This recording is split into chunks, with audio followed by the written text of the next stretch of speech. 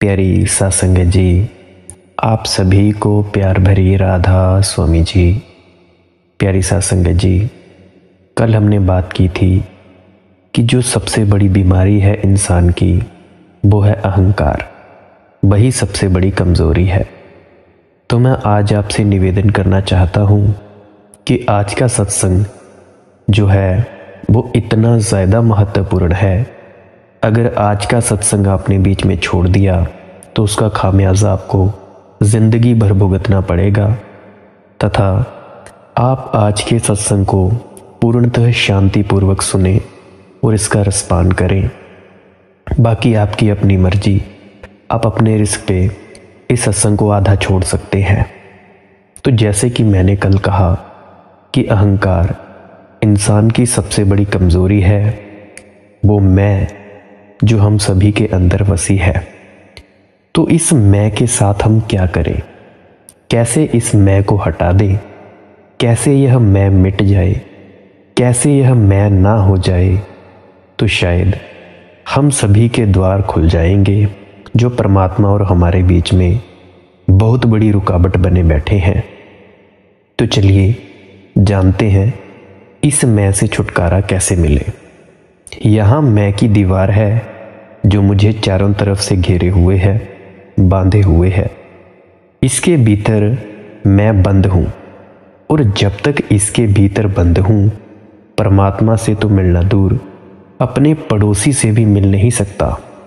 पड़ोसी से मिलना तो दूर, पति अपनी पत्नी से नहीं मिल सकता, पिता अपने पुत्र से नहीं मिल सकता, मित्र अपने मित्र से नहीं मिल सकता। जहाँ अहंकार है वहाँ दूसरे से अलगाव हो गया, दूसरे से भेद हो गया, दीवार खड़ी हो गई। जहाँ मैं है, याद रखना, वहाँ प्रेम नहीं है, क्योंकि प्रेम वही हो सकता है जहाँ मैं ना हो, और जहाँ मैं है वहाँ कोई प्रार्थना नहीं, क्योंकि प्रार्थना अरदास भी वही हो सकती है जहाँ मैं ना हो। मैं का ना हो जाना ही प्रेम है, और मैं का ना हो जाना ही असली प्रार्थना है, और मैं का ना हो जाना ही परमात्मा का अनुभव है। लेकिन यह मैं ना कैसे हो जाए, इसी के बारे में बात करते हैं। पहले कुछ सत्संगों में मैंने आपसे चर्चा की थी कि विश्वास छोड़ें और विचार को जन्माएं। पिछले सत्संगों में मैंने एक और बात कही थी कि डर को छोड़ें और अभय को पैदा करें। और तीसरी चर्चा में मैंने आपसे कहा था, अब मैं कहूँगा कि मैं को छोड़ दें, तब जो शेष रह जाएगा वही वास्तविक होना है, वही सत्य है, वही ईश्वर है। उसे कोई और नाम दे दें, इससे कोई भेद नहीं पड़ता। यह कैसे मैं ना हो जाए, क्या करें? बड़ी कठिनाई यही है कि आप जो भी करेंगे उससे मैं नहीं मिटेगा, क्योंकि करने वाला मैं ही हूँ। तो मैं जो भी करूँगा उससे मैं नहीं मिटेगा। मैं जो भी करूँगा उससे मैं भरेगा तथा और ज़्यादा मजबूत होगा। इसीलिए विनम्र आदमी जो कहता है कि मैं ना कुछ हूँ, मैं तो कुछ भी नहीं, आपके पैर की धूल हूँ, उसकी आंखों में झांक कर देखें, वह कह रहा है कि मैं कुछ हूँ। ध्यान रखना, इधर कुछ पाने का भी अहंकार है और कुछ खोने का भी अहंकार है। यहाँ तो विनम्र होने के भी अहंकार है। अगर आप एक क्षण भर के लिए भी किसी को कह दें, अगर किसी ने आपसे कहा कि मैं तो आपके पाँव की धूल हूँ, और अगर आपने उससे कहा कि हाँ हाँ तुम ठीक कहते हो, तुम तो मेरे पाँव की धूल हो, दिखाई ही पड़ते हो, तब उसे गुस्सा आ जाएगा, क्योंकि वो इंसान चाहता होगा कि आप उसे कहें कि नहीं नहीं, आप मेरे पाँव की धूल नहीं, आप तो मेरे सिर का ताज है। देखो, बड़े सूक्ष्म रास्ते हैं अहंकार के, इस मैं के। विनम्र आदमी की अपनी अहमता है, अपनी ईगो है, अपना अहंकार है। अगर उससे आप कह दें कि तुमसे भी बड़ा एक विनम्र आदमी है हमारे गांव में, तो आपको पता चल जाएगा। वह कहेगा ऐसा नहीं हो सकता कि मुझसे भी बड़ा और कोई विनम्र हो और कोई शालीन हो, शीलता को उपलब्ध हुआ हो। मैं ही सबसे ज़्यादा विनम्र हूँ और मैं खड़ा हो जाएगा।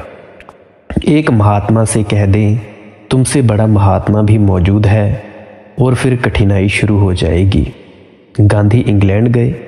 गांधी के एक मित्र ने जाकर बर्नार्ड शॉ को कहा कि आप गांधी को महात्मा मानते हैं या नहीं। जैसी बर्नार्ड शॉ की हमेशा आदत थी, उसने कहा मानता हूँ, ज़रूर मानता हूँ, लेकिन नंबर 2, नंबर 1 मैं हूँ। 2 महात्मा हैं दुनिया में, एक यह मोहनदास करमचंद गांधी और एक बर्नार्ड शॉ।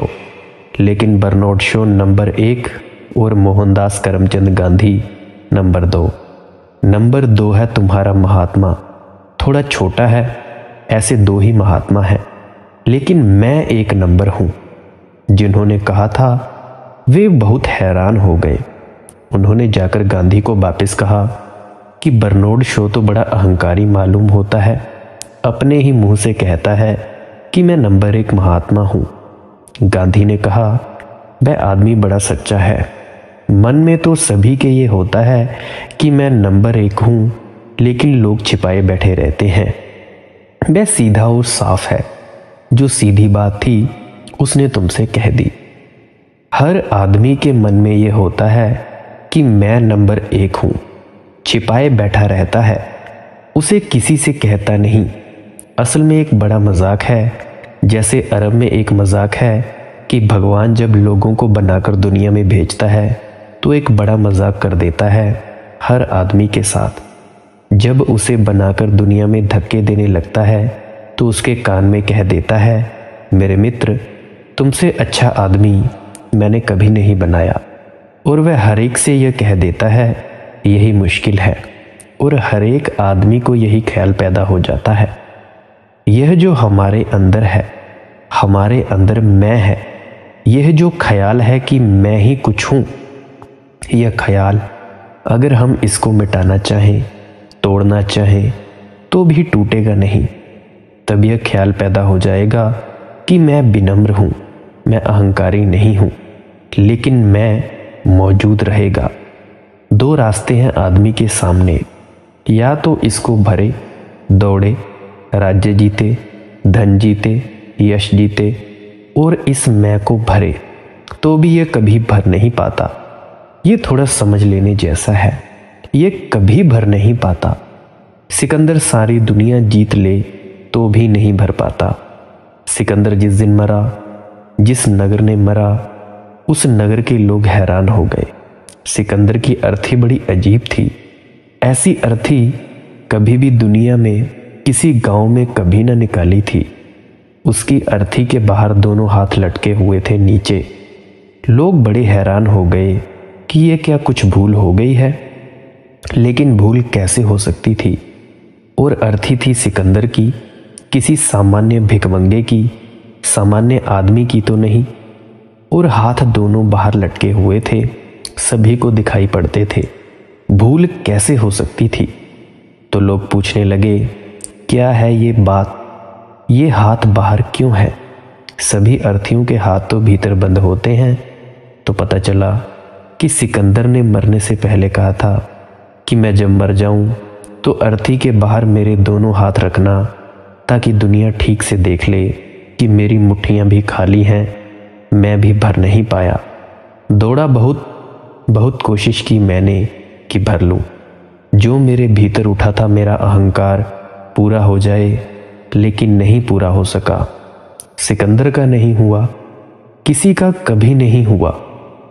अहंकार पूरा नहीं होता। आखिर क्यों? इसके कुछ कारण हैं। एक फकीर के पास एक युवक पहुंचा और उसने कहा कि मैं चाहता हूं कि या तो मेरा अहंकार पूरा हो जाए तो छुटकारा मिले, और या फिर अहंकार से ही छुटकारा हो जाए। 2 में से कोई भी रास्ता बता दें।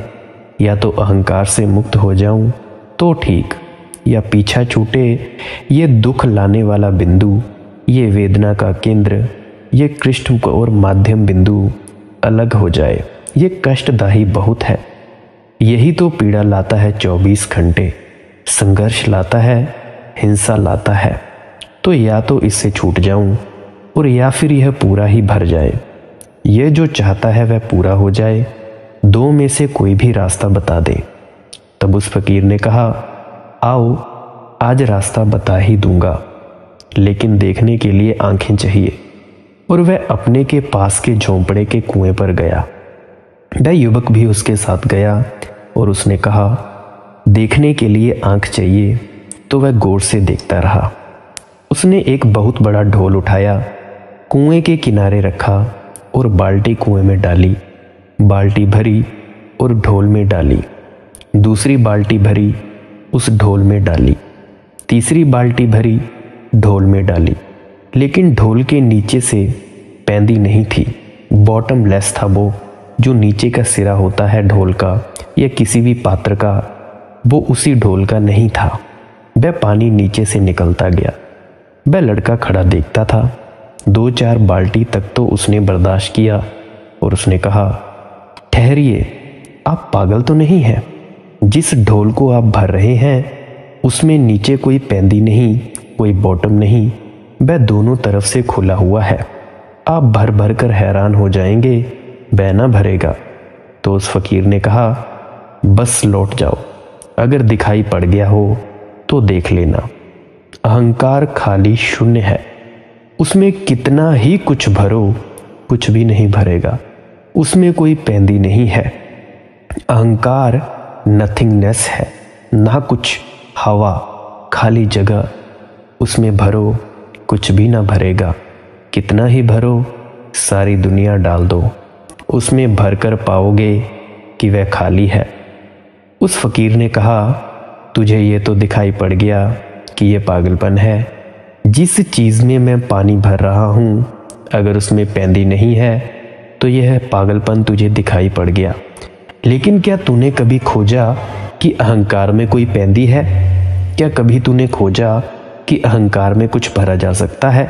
जा और अब खोज अपने भीतर कि अहंकार क्या है। 2 तरह की गलतियां हैं।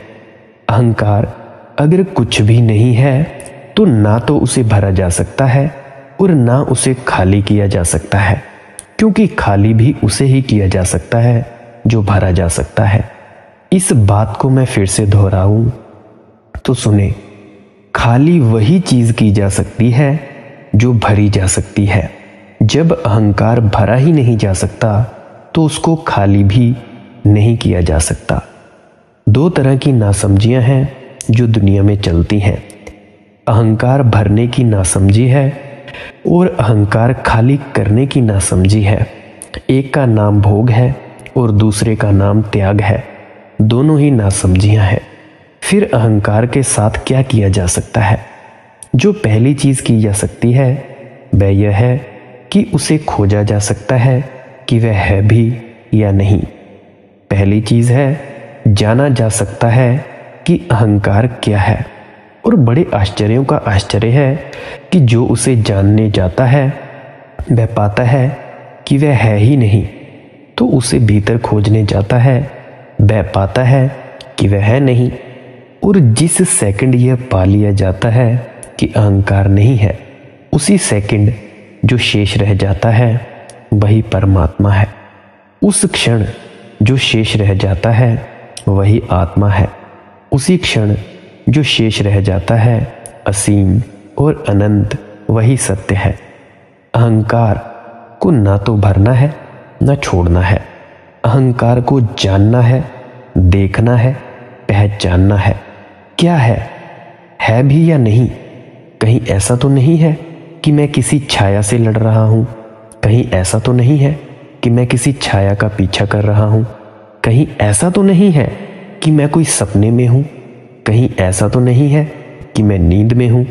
और जिस चीज को भरने या निकालने की कोशिश में लग गया हूं वह है ही नहीं, ऐसा ही है।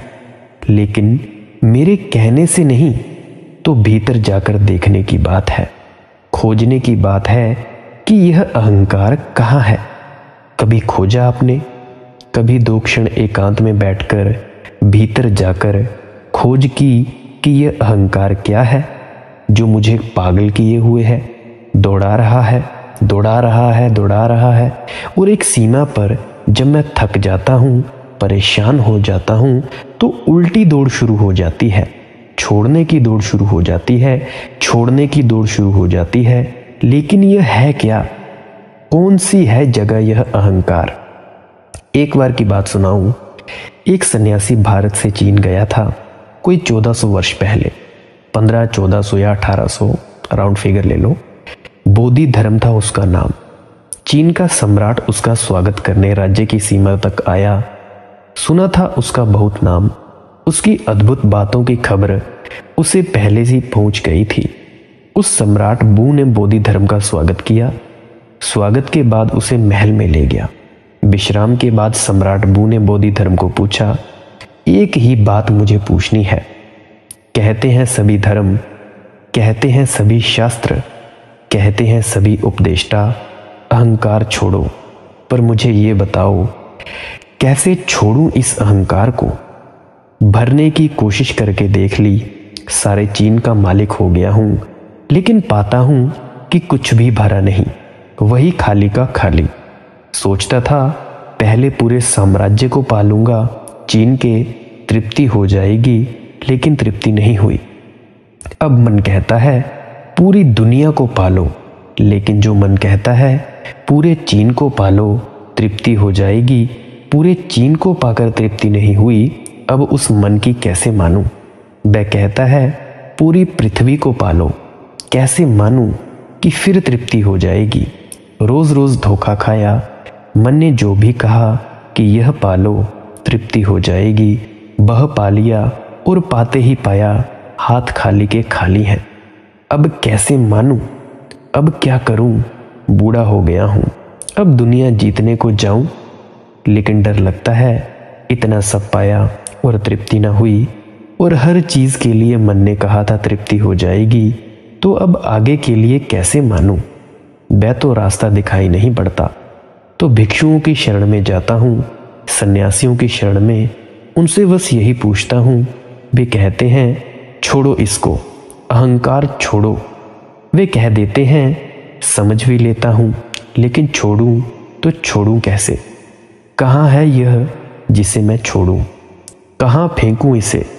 कोई वस्त्र छोड़ने को कहे तो छोड़ दूं, कोई चमड़ी निकालने को कहे निकाल कर फेंक दूं, कोई गर्दन काटने को कहे गर्दन काट दूं, लेकिन यह अहंकार कहाँ है जिसे छोड़ दूं? कहाँ है यह? तब उस बोधि धर्म ने कहा, कल सुबह 4 बजे आ जाओ और तुम्हारा अहंकार छुड़ा ही देंगे। वह सम्राट बू लौटा, सोचने लगा कैसे छुड़ा देगा यह? सीढ़ियां उतरता था, तब बोधि धर्म ने कहा, लेकिन ख्याल रहे अकेले मत आ जाना, अहंकार को भी साथ ले आना। यही कठिनाई तो उसकी भी थी। फिर वही बात खड़ी हो गई, कहाँ है यह अहंकार? रात भर वो जागता रहा, सोचता रहा, क्यों कहा है इस भिक्षु ने कि अकेले मत आना, अहंकार को भी साथ ले आना? सुबह 4 बजे आया। आते ही बोधि धर्म ने पूछा, आ गए, लेकिन अकेले मालूम पड़ते हो, वहां कहाँ है अहंकार? उसे तो लाए नहीं। तब उस बू ने कहा, यही तो मेरी परेशानी है, रात भर खोजता रहा, मिलता नहीं। बोधि धर्म ने कहा, बैठो मेरे सामने, आंखें बंद करो और खोजो। एक भी कोना रह ना जाए मन के भीतर, एक भी कॉर्नर ना रह जाए जो अनखोजा रह जाए। खोज लो पूरे मन के कोने कोने में और कहीं ना पाओ तो बात खत्म हो गई, फिर क्या छोड़ना है? हाँ, एक भी कोना अनजाना ना रह जाए, अननोन ना रह जाए, नहीं तो शक बना रहेगा कि शायद वहाँ बैठा हो। तो बैठो और जाओ भीतर और खोजो और खोजो, और मैं डंडा लिए तुम्हारे सामने बैठा हूँ, मिल जाए तो खबर कर देना, वहीं उसकी हत्या कर दूंगा, ठीक कर दूंगा। उस अंधेरी रात में, उस सुबह की पहाड़ी झील पर अकेला वह राजा उस पागल बोधि धर्म के सामने बैठ गया। डर तो उसे लगने लगा कि कहीं यह डंडा किस लिए लिए हुआ है और यह क्या करेगा। उसने आंखें भीतर बंद की। छोड़ दें उस राजा बू को, देखें खुद को, अपने भीतर ही समझ लें कि आप बैठ गए और आंख बंद कर ली है और मैं डंडा लिए आपके सामने बैठा हुआ हूं और आप खोज रहे हैं भीतर इस अहंकार को कि यह कहाँ है। खोजें, जितना खोजेंगे उतना ही पाएंगे कि वह नहीं है। जितना खोजेंगे उतना ही पाएंगे कि वो तो है ही नहीं, वह कहीं मिलता नहीं। वह मिले तो मिले कैसे जब है नहीं।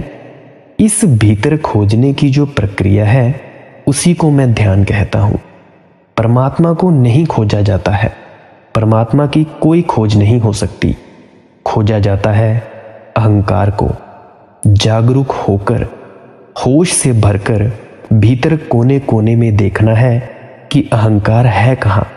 वहाँ मिलेंगे तो आपको सिर्फ विचार, वहाँ मिलेंगी वासनाएं, वहाँ मिलेंगी कल्पनाएं, स्मृतियाँ, लेकिन अहंकार नहीं मिलेगा।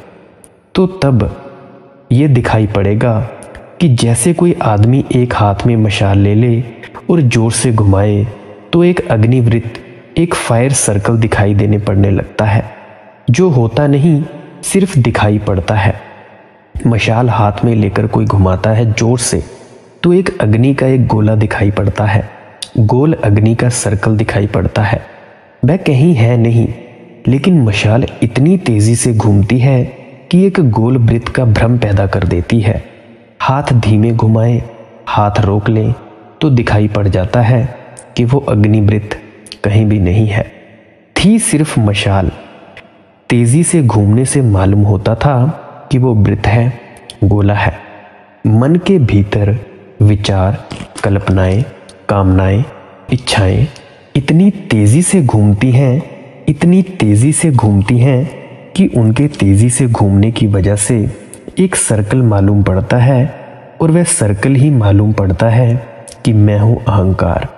लेकिन जब भीतर जाकर देखना शुरू करेंगे, शांति से भीतर खोजना शुरू करेंगे तो टुकड़े टुकड़े विचार दिखाई पड़ेंगे, कहीं कोई सर्कल दिखाई नहीं पड़ेगा। तो पता चलेगा विचार हैं, इच्छाएं हैं, कामनाएं हैं, लेकिन मैं कहाँ हूँ? मैं तो हूँ नहीं। और बड़े मजे की बात है, बहुत गहरे अर्थ की, कि जैसे ही यह दिखाई पड़ जाए कि मैं नहीं हूँ, तब केंद्र टूट गया, केंद्र बिखर गया, बदली भी भांति धुआं फैल गया। जीवन जिस पर हम चलाते हैं, बांधते हैं, वह बिखर गया। तब उस बिखरे हुए धुएं के नीचे ही वह भूमि मिल जाएगी जो आत्मा की है। इस धुएं में जब तक जो घिरा है, इस झूठे वृत्त में जब तक जो बंधा है, नीचे आंख नहीं जाती, दृष्टि नहीं जाती। ये उखड़ जाए तो ये दिखाई पड़ जाए कि मैं तो हूँ नहीं।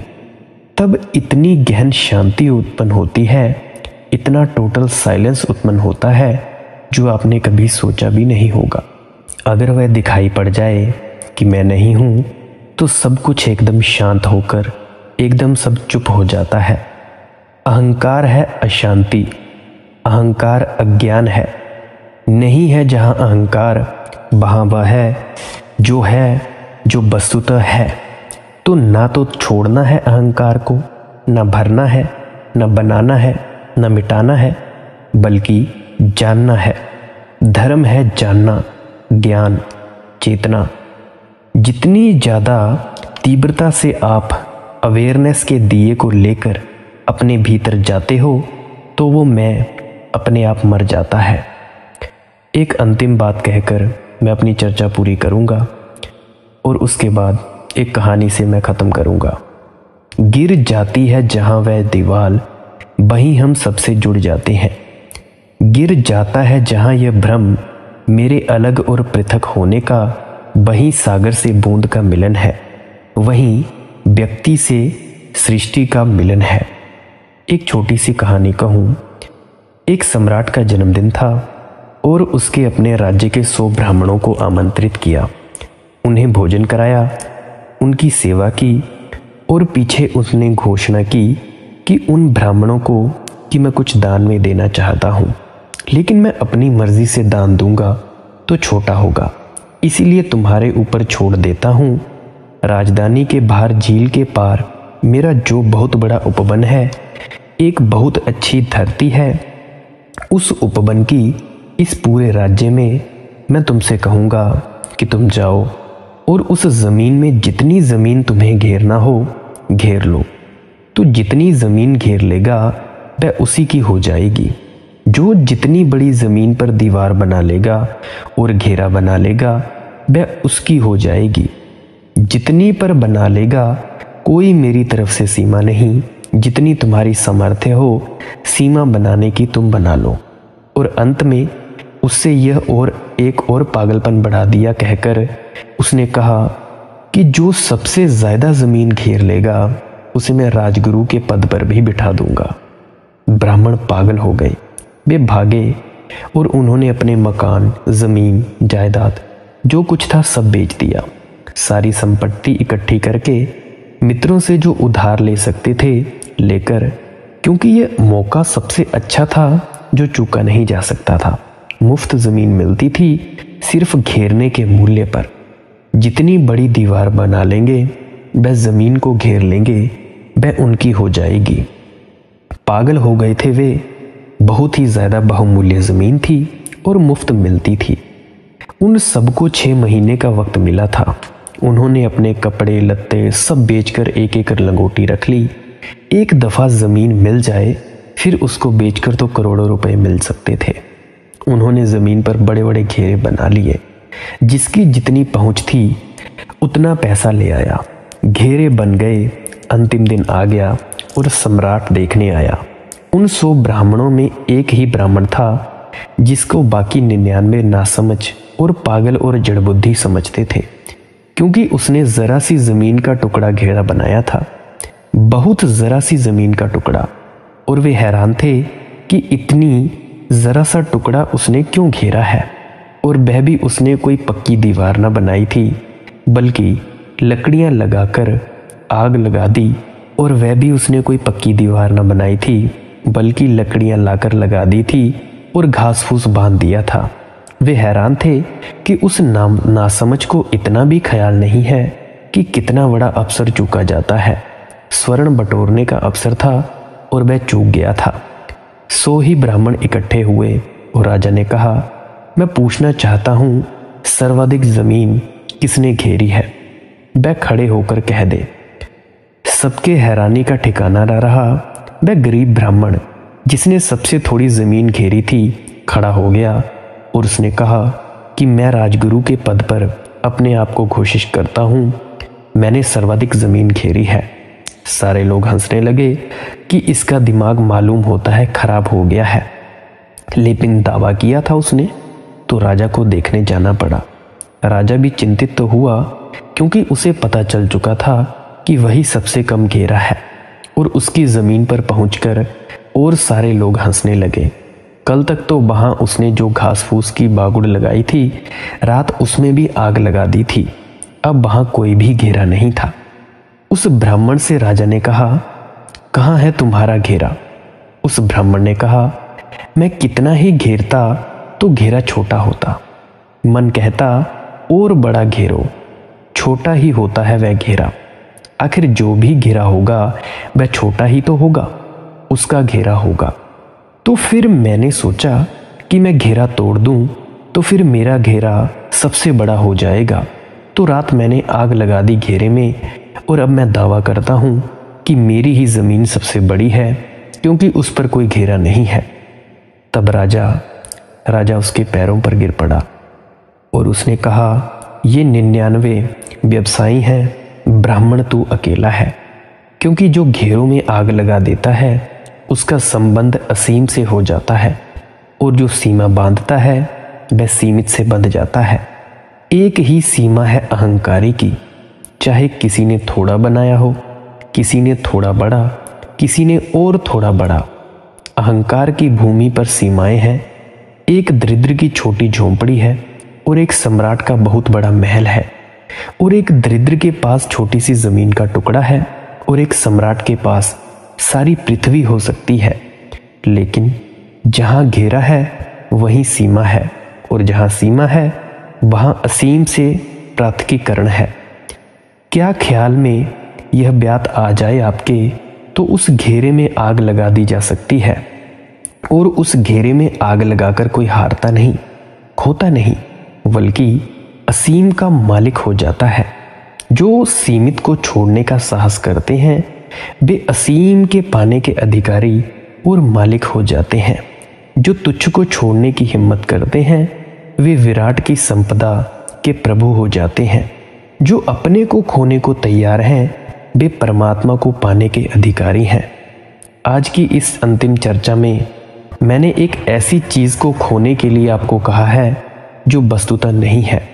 उस नहीं को जो खो देता है वह उसको पा लेता है जो वस्तुतः है, और जो उस नहीं के साथ बंधा रहता है वह वस्तुतः जो है, जिसका वस्तुतः अस्तित्व है, जिसका ऑथेंटिक है, वही जिसे हम परमात्मा कहते हैं, उसे पाने से सदा के लिए वंचित हो जाता है।